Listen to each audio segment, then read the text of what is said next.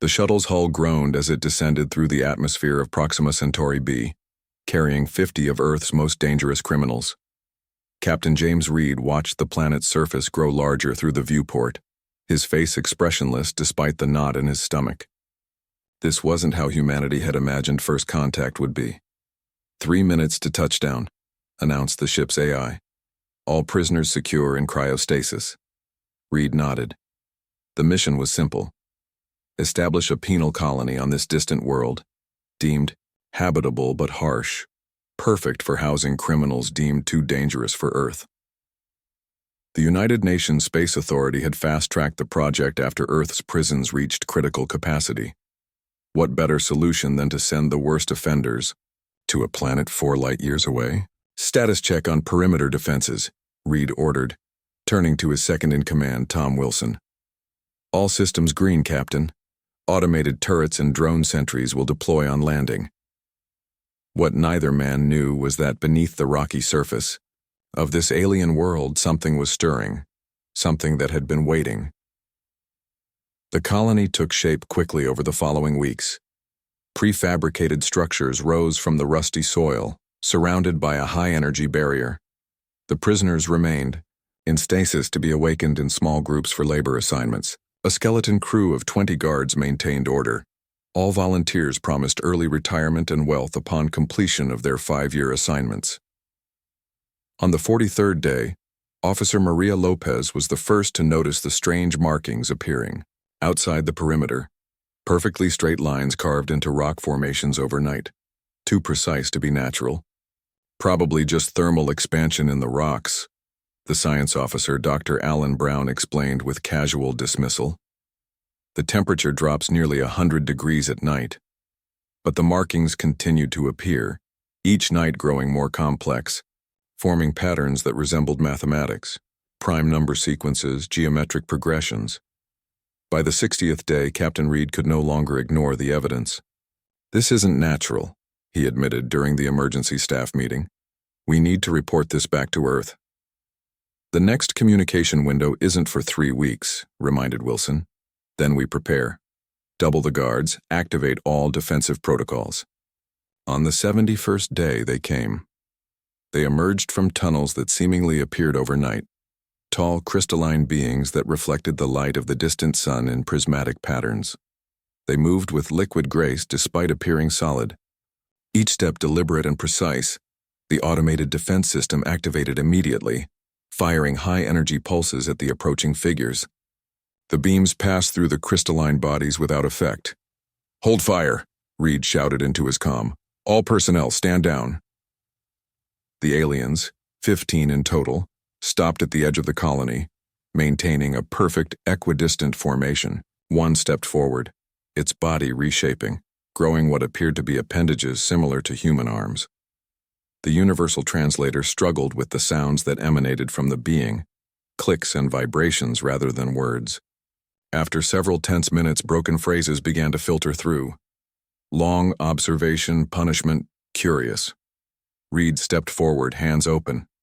"We are humans from Earth. We come in peace." The alien surface rippled.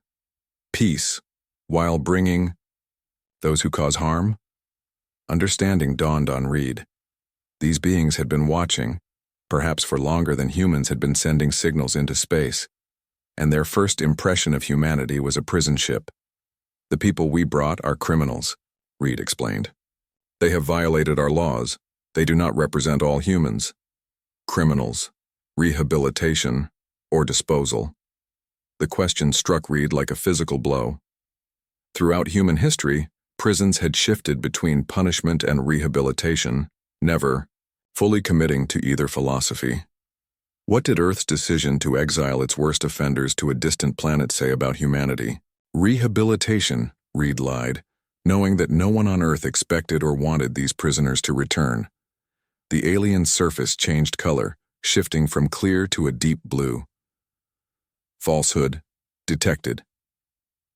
What followed was humanity's trial. The aliens, who called themselves the Luminari, possessed technology far beyond human understanding. They extracted the complete database from the colony's computers, learning Earth's languages, history, and culture in hours. They reviewed the case files of all 50 prisoners, examining the crimes committed and the sentences given. And then, most terrifyingly, they connected directly to the minds of the prisoners in cryostasis. Your species, complex, the lead luminari, told Reed on the third day of their presence. Capacity for great harm, also great compassion. Reed remained silent. The colony staff had become prisoners themselves, confined to their quarters while the aliens conducted their investigation. We have decided, the luminari announced on the 7th day, gathered in the colony's central plaza. All humans were present, the prisoners now awakened and confused. Your mission, failure of ethics, discarding problems, solves nothing. Reed felt shame burn through him, knowing the aliens spoke truth. However, the luminary continued, we see potential, we will help. To the astonishment of all humans present, the aliens revealed their true purpose. They were cosmic observers, studying evolving civilizations across thousands of worlds. Earth had been in their catalog for millennia, but they had chosen not to interfere until humans arrived on their outpost world. The criminals. We will heal, the luminari declared. The damage in their minds, fixable. And us? Reed asked. You will return. Tell your people. First contact achieved. Prepare for more. 6 months later, the shuttle returned to Earth, carrying Captain Reed, his crew, and 50 transformed individuals, former criminals whose minds had been healed by alien technology beyond human comprehension. They also carried a message from the luminari. Humanity was now part of a larger community, but its membership was probationary. How they handled this second chance would determine their future among the stars. Earth's leaders received the news with shock and humility. What had begun as a mission to discard unwanted members of society had become humanity's introduction to the galactic community. Reed often thought about the irony. Humanity's darkest impulse, to exile rather than rehabilitate, had led to its greatest opportunity.